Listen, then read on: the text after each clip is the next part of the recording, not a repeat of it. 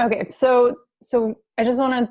This is actually meant to be a very short 3-minute presentation. I'll try not to go quite so fast, but basically just to explore what is blockchain and how does it affect our opportunities for different governance structures. And stop me anytime if you have questions. So starting out with what is governance? Governance is what types of decision making styles do you have? So we have traditional decision making, which is more like culture. And then there's sort of, as you go to the right, you get more and more distributed. So you get more flat. So authority, democracy, consent, to the right of that might be consensus. To the right of that might be telepathy. I don't know. But basically, each one has its own advantages and disadvantages. And then historically, the reason why the more centralized decision-making structures were popular and often useful in different situations that require fast decision-making is because they are really fast. But they do tend to be provide less opportunity for innovation. So as we move to the right, you get more ability to deal with dynamic, complex problems, which we have plenty of. So then, this kind of maps to this concept of decentralization, because the more centralized you are, the faster things are, but the more decentralized you are, or to the right in the democratic or in the governance structures, the more opportunities there are. And as things are moving into greater complexity with the advent of the internet and just kind of the level of knowledge that we've gained and how quickly things are changing, we're starting to need more innovation and more ability to deal with these complexities more effectively. So suddenly, there is a lot of incentive to move towards the right. And we've been people have been thinking about how do we get, voting to be more quick and easy and distributed for a long time. And it's just been really a difficult thing to solve because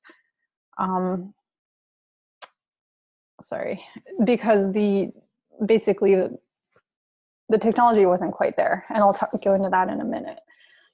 So then another, a little more in-depth example of these decision-making structures, right?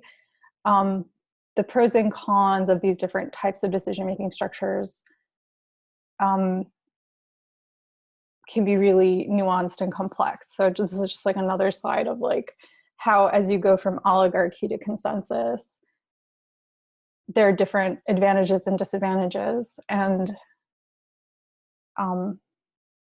different cultural needs to enable them.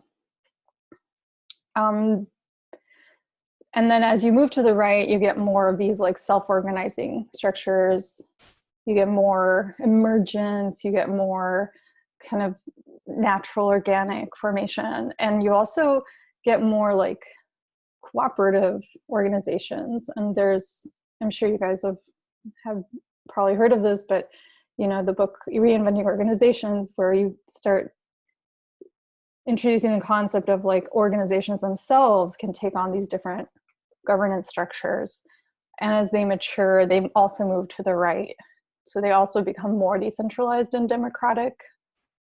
So this is, in my experience, what I think we're starting towards. I think that, there's a lot of pressure to move in that direction.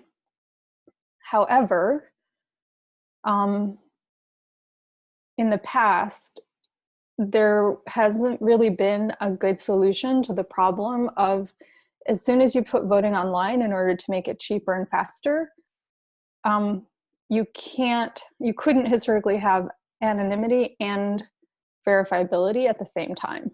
And to have voting that's not tyranny, you have to have both. You have to have it be anonymous and verifiable. And there just wasn't a solution to that until blockchain. And I know that there's a lot of hype around blockchain, and I hate most of it. But one thing that it does do is solves, for the first time ever, this accounting problem. This problem of how do you have everyone agree to something, have that be visible to everyone, and then without someone in the middle kind of being the objective authority figure to enforce the rules. It sounds really stupid, but we like literally didn't have the technology to do that. So the blockchain actually did move this forward, because it was the first time we've seen a ledger where everyone sees what everyone else is doing at the same time, and then suddenly you don't need that middleman. So suddenly the level of complexity you can have in the organizational structure that can be both fast and cheap expands. Does that make sense? Absolutely. It's great. Okay.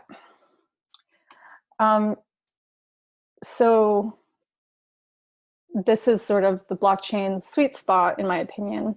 And I think that opens up a lot of opportunities to start thinking about actually putting voting online, and doing a lot more voting, faster voting of different sorts. And maybe it's not traditional voting, maybe it's, if it's discussion, and there's different ways to vote. And suddenly it becomes possible to have more direct, democratic and distributed governance structures, because it's just so expensive right now to have elections. But if we make it cheaper and faster, and still maintain like the security and the anonymity, then we can start thinking about it. And there are different types of blockchain projects, right? There are things that are money, and then there are things that are actually platforms that you build on top of.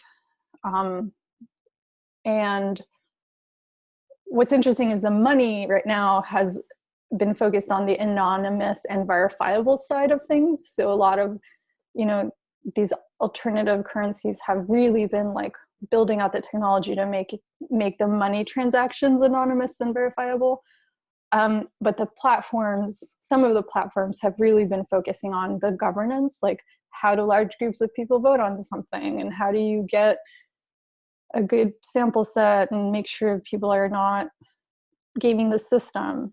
So I think like it's still a little early, but we're going to need to pull from lessons learned from both of these sides of it. Both the anonymity and verifiability of the currencies, and then also the understanding of how do you set up the actual governance structures within the actual system. So I think the things they're building right now are going to be completely relevant for the future of how we vote, even if it's in a slightly different, way in the future as things move forward and develop. But there are people actually starting to do this. So there are a number of companies actually. One of them is Votum, and they've been working with a number of smaller like cities and various government organizations to try out some of these systems. A lot of them are using it in absentee voting, but there are places like Estonia where I think 70% of their voting is done online right now. So I don't think we're that far away from it.